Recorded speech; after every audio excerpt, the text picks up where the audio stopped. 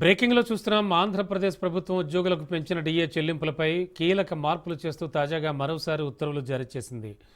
Retirement సమయంలో DA బకాయిలను కలిపే విషయంలో దీపావళి రోజు జారీ చేసినటువంటి జీవోలో మార్పులు చేస్తూ ఈ శ్రవణ జీవో విడుదలైంది. కొత్త ఉత్తర్వుల ప్రకారం డిఏ బకాయిల్లో 10% 2026 ఏప్రిల్లో చెల్లిస్తారు. మిగిలిన 90% బకాయిలను తదుపరి 3 వాయిదాల్లో చెల్లిస్తారు.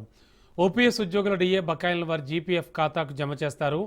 సిపిఎస్, పీటీడీ ఉద్యోగులకు మాత్రమే 90% బకాయిలను నగదు రూపంలో చెల్లిస్తారు. ఈ డిఏ మంజూరు జీవోలో సవరణలపై ఉద్యోగుల సంఘాల నాయకులు హర్షం వ్యక్తం చేశారు. దీపావళి రోజు జీవోలోని ఇబ్బందులను ప్రభుత్వం దృష్టికి తీసుకెళ్లగా వెంటనే స్పందించి మార్పులు చేయడంపై సంతోషం వ్యక్తం చేశారు.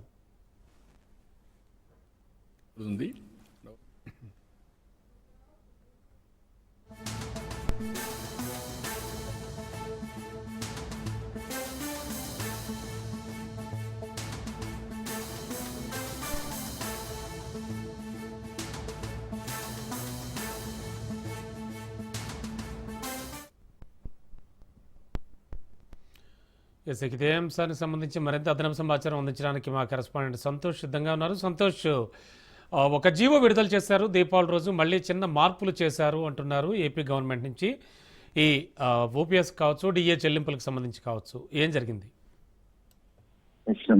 ఏదైతే ఇటీవలే శనివారం రాష్ట్ర సచివాలయంలో ఇటు ఉద్యోగ సంఘ నాయకులతోటి మంత్రివర్గ సంఘం అయితే కనుక ఇక చర్చలు డిఏకి సంబంధించినటువంటి చర్చలు అనేది కూడా జరగడం జరిగింది. ఈ యొక్క సానుకూల వాతావరణంలో జరిగినటువంటి చర్చలు సఫలం కావడం, అదే విధంగా ఇక సీఎం చంద్రబాబు నాయుడు దీనికి సంబంధించి ఒక డిఏ అనేది ప్రకటించడం కూడా జరుగుతోంది. దీపావళి కానుకగా ప్రకటించినటువంటి ఈ యొక్క డిఏ భాగంగా ఇటు సోమవారం ఒక జీవో అనేది విడుదల చేయడం కూడా జరిగింది. దీనిలో భాగంగా ఏదైతే ఇటు సోమవారం విడుదల చేసినటువంటి డిఏ ఉత్తర్వుల్లో సర్వీసుల్లో ఉన్నటువంటి ఉద్యోగులకి రిటైర్మెంట్ అప్పుడు అరియర్స్ చెల్లిస్తామని, అదేవిధంగా రిటైర్ పెన్షనర్లకి 12 విడతల్లో అరియర్స్ చెల్లిస్తామని చెప్పి ఇటు ఉత్తర్వులు వెలువడించడం కూడా జరుగుతా ఉంది. ఈ మేరకు దీన్ని గమనించినటువంటి ఉద్యోగస్తులు కొంతమేర అయితే కనుక గందరగోళం ఏర్పడినటువంటి పరిస్థితుల్లో ఈ విషయాన్ని అయితే కనుక ఉద్యోగ సంఘ నాయకుల దృష్టికి తీసుకెళ్లడం, ఉద్యోగ సంఘాలు అయితే మరోసారి దీన్ని పునరాలోచించి అందరికీ కలిపి 3 సమాన వాయిదాల్లో చెల్లించాలని కోరడంతో ఇటు రెగ్యులర్ సిపిఎస్ ఉద్యోగులతో పాటు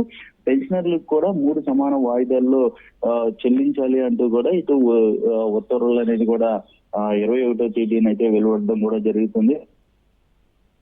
ఆగస్టు, నవంబరు, వచ్చే ఏడాది ఫిబ్రవరిలో 3 సమాన వాయిదాల్లో అయితే కనుక డిఏ 3.64% అయితే కనుక పెరిగినటువంటి ఆ డిఏని అయితే చెల్లించే విధంగా కూడా ఉత్తర్వులు జారీ చేయడం కూడా జరుగుతూ ఉంది. మొత్తంగా అయితే కనుక రివైజ్డ్ కి సంబంధించినటువంటి జీవో విడుదల చేసినటువంటి నేపథ్యంలోనే ఇక గత సంవత్సరం అంటే 2024 జనవరి నుంచి సెప్టెంబర్ 30, 2025 వరకు కూడా బకాయిల్ని ప్రభుత్వ సేవ నుండి ఎవరైతే రిటైర్మెంట్ అయ్యారో వాళ్ళకి సంబంధించినటువంటి అంశాలు ఆ సమయంలో కూడా చెల్లించాలంటూ కూడా ఈ యొక్క ఉత్తర్వుల్లో అయితే ఆదేశాలు జారీ చేయడం కూడా జరుగుతూ ఉంది. ఇటు సిపిఎస్, ఓపీఎస్ ఉద్యోగులకి సంబంధించినటువంటి అంశాలను సైతం కూడా ఈ యొక్క ఉత్తర్వులో వెలువడించడం కూడా జరుగుతూ ఉంది. ఎందుకంటే ఇటు ఏప్రిల్ 2026లో చెల్లించాల్సినటువంటి బకాయిల్లో 10% ఓపీఎస్ ఉద్యోగులకి దాదాపు జనరల్ ప్రావిడెంట్ ఫండ్ ఏదైతే ఉందో ఆ ఖాతాలో జమ చేసే విధంగా కూడా ఉత్తర్వులు వెలువడడం కూడా జరుగుతూ ఉంది. మొత్తంగా ఈ రివైజ్డ్ సంబంధించినటువంటి జీవోలో భాగంగా ఇప్పుడు ప్రస్తుతం